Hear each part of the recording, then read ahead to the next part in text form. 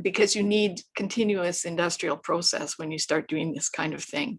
And you need a lot of power, to compress a very elusive gas like hydrogen. You need lots of energy. So that's the problem. That's why it becomes expensive, because right from the beginning, you're using a lot of energy to create some kind of energy that needs more energy to contain it, and much more energy to ship it and then convert it back into whatever it might be. So it's quite dangerous because it's highly explosive and very difficult to capture. It has to be extremely highly pressurized in order to contain it. And in an industrial setting where it is used, there are industrial controls, there are safety protocols, there are trained people, but using it sort of for everything to replace fossil fuels, it's very, very dangerous. Hydrogen. Hydrogen. The wonders of hydrogen. Hydrogen can become the fuel of the 21st century. Hydrogen, this new energy source that government wants to use to eradicate oil and natural gas, a periodic element that is found in its H2 dehydrogen form. The extraction of this gas can be done in two ways. First, we can extract it from natural gas, which will produce blue hydrogen, and CO2, of course. A source that does not seem to interest Germany. Today, this type of hydrogen is the most produced in Canada because it is less expensive. The second method is made from electricity, therefore extremely more expensive. This method will produce, for its part, green hydrogen. It should be mentioned that Canada is still in the testing phase for green hydrogen, and that the problems related to liquefaction and transportation have not been resolved. Nevertheless, Canada and Germany have signed a contract for the supply of green hydrogen to Europe starting in 2025. But what do we know about this energy source? The long-term effect, the risk, the hardship, and the monumental cost that taxpayers will have to pay for this change. Today, I'm speaking with Michelle Stirling. She is the communication manager for Friends of Science Society. She has worked in marketing and communication, advertising, and film video production most of her career. In 2005, she worked for a time at Alberta Environment as an information coordinator, and the year that the Sierra Club gave Alberta a F and Ontario a B+. That jump-started her interest in climate change policies. It's also led to her subsequently encouraging Friend of Science to challenge the claim of the phased-out coal campaign in Alberta. Michelle was a Hope-head writer for the Red Deer Advocate for several years and has contributed articles to the Calgary Herald and Mountain Journal, Troy Media, and Medium. Today, she is explaining to us the other side of the story of the hydrogen. Let's check it out. Well, first of all, hydrogen is not as green as everyone says, because hydrogen doesn't really exist naturally in a way that we can tap it like we can oil or gas or coal. And the world presently runs about 84% on fossil fuels, on oil, gas, and coal. So if you have to manufacture hydrogen to fuel society, to create electricity, that's a problem. And the other thing is that there are no product streams from hydrogen per se. Like from natural gas, we get many different chemicals and materials that are very useful in our daily life, and the same from oil, the same from coal. These don't exist with hydrogen. So it's a very complicated process to capture hydrogen, and there's an energy loss every step of the way. what is the main problem with the production of hydrogen? Well, first of all, as I said, you have to capture it, you have to create it. So you need to use a lot of energy to do that. And presently they're planning to use wind and solar as a free renewable way of creating electrolysis so that then you can split water and get the hydrogen out of the water that way. But then you have to compress the hydrogen. Hydrogen is the smallest molecule. It's very, very clever in that it can penetrate any metal, and it also embrittles metal, so it can sneak out. So it's quite dangerous because it's highly explosive and very difficult to capture. It has to be extremely highly pressurized in order to contain it. And in an industrial setting where it is used, there are industrial controls, there are safety protocols, there are trained people, but using it sort of for everything to replace fossil fuels, it's very, very dangerous. So we know that we heard a lot about the blue hydrogen and the green hydrogen. A lot of people doesn't know what is the difference, but we know that the Germany chancellor was not interested on the blue hydrogen. Can you explain a little bit what is the difference, and do we are really capable to produce a lot of green hydrogen here in Canada? Well, blue hydrogen is made from a process using natural gas, and it's considered to be blue if there's also carbon storage and capture along with it to take care of the carbon dioxide that remains from the process. Green hydrogen is to be made strictly from wind and solar and possibly hydro.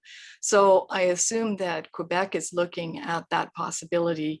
And in fact, Chancellor Schultz doesn't need to get hydrogen of any kind from Canada because they have their own nuclear facilities. They can make hydrogen there very quickly and easily, because you can even use spent uranium to make it. But what they really need in Germany is they need natural gas, because they have a huge facility there which is owned by the company BASF, which is a multinational, international company. And it's in Ludwigshafen is their big complex. It's like 10 square kilometers. And they need natural gas for heating the buildings. They need natural gas for the thermal process, and they need natural gas to split and make all the chemicals and materials, thousands of them, that we use every day. So, Chancellor Schultz doesn't want blue hydrogen from Canada, but I have no understanding of why he would even want green hydrogen from here when he can make it at home. And so what can be the consequences on the climate or on the planet if we see a leak of hydrogen? Well, interestingly enough, after many climate activists and people like Jeremy Rifkin, who's a very popular speaker in all the financial circles and VenCap circles, after they made hydrogen famous, there's a study that I sent you a link for showing that actually hydrogen is a minor greenhouse gas, and the outcome of using hydrogen is water vapor, which is the most influential greenhouse gas. So in fact, it may not be the solution that all these activists say it is. Is it easy to extract, and is it costly for the Canada to produce green hydrogen? Well, the theory is that because they'd be using wind and solar, it would be free in terms of energy input. But of course, you'd have to pair wind and solar with probably hydro, which you could do in Quebec, because you need continuous industrial process when you start doing this kind of thing. And you need a lot of power, to compress a very elusive gas like hydrogen. You need lots of energy. So that's the problem. That's why it becomes expensive, because right from the beginning, you're using a lot of energy to create some kind of energy that needs more energy to contain it and much more energy to ship it and then convert it back into whatever it might be. And I see in the news that they're planning to mix it with ammonia to ship it to Germany. Well, that's just yet another chemical process that has to be done and then undone. So it's in the end, it's very, very expensive. And hydrogen is really important for fertilizer. So there's certainly a place for it, but that's normally made from blue hydrogen. It's usually made from natural gas. So it would be, something that Germany says they don't want, but everybody needs fertilizer. But the agreement say that we will start in 2025 exporting a green hydrogen to Germany. For now, it seems that everything that we have, it's pilot project, like show that how we can do it. And do you think really that is realistic? Well, it may be possible to do, and but in terms of realistic needs, I mean, the world needs real energy right now. The world needs more liquefied natural gas right now. And even if we could only export it from the West Coast, having additional Canadian LNG on the market, the world market, would help in terms of supply, because there's a huge shortfall. Like right now, there are LNG tankers that are sent from port to a certain destination, and halfway there, they call them and say, drop anchor, turn around, come back, go this direction, because we've got a better deal over here. That's how tight the market is. So, we've got lots of natural gas in Canada. We're one of the top 10 suppliers. I think we're in 5th place. We should have more of our natural gas on the market, and that would help Germany, even if indirectly, it would help everyone. The alleged climate impact of natural gas and oil and coal is supposedly the CO2 emissions. But more recently, Dr. Roy Spencer has done some research showing that even at a fairly high sensitivity for carbon dioxide, we would not surpass 1.5 degrees by 2050. And, there's no need to do these things. And even the IPCC has reduced their evaluation of the climate sensitivity. And really what's happened is that in the past, there was this scenario known as RCP 8.5, which gave a very catastrophic view of what the future would be.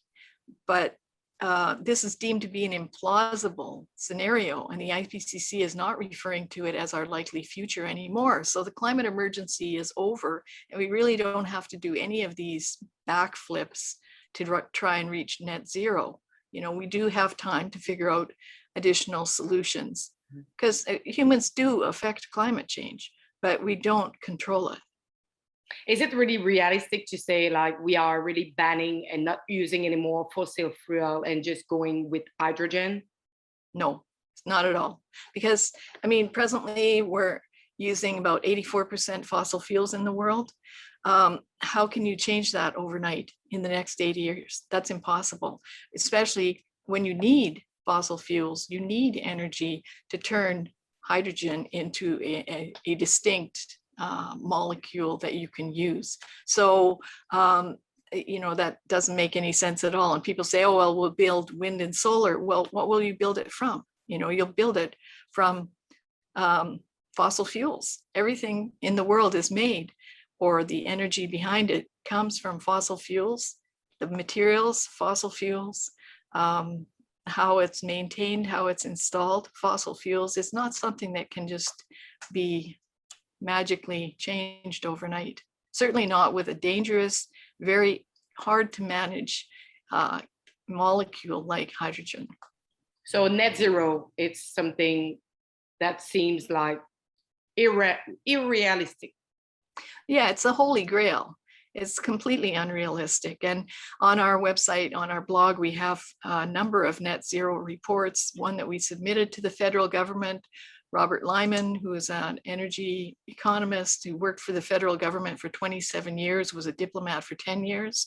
He did one called Net Zero, Magical Thinking, and why net zero is not desirable or possible. And when you start to get some of these energy insights, you realize how difficult this task is. And again, you know, unfortunately, like this book is a bestseller.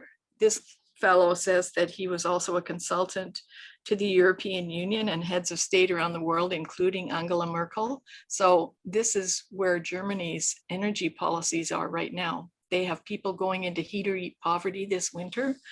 They don't have enough fuel to light their street lights. And they're going to be in a very, very critical situation.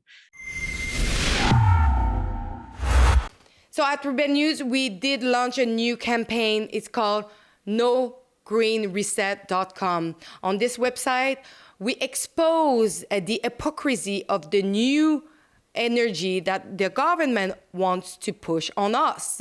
You can sign our petition, you can watch our report on the topic, and you can help us and chip in generously so we can expose this new hypocrisy. Thank you.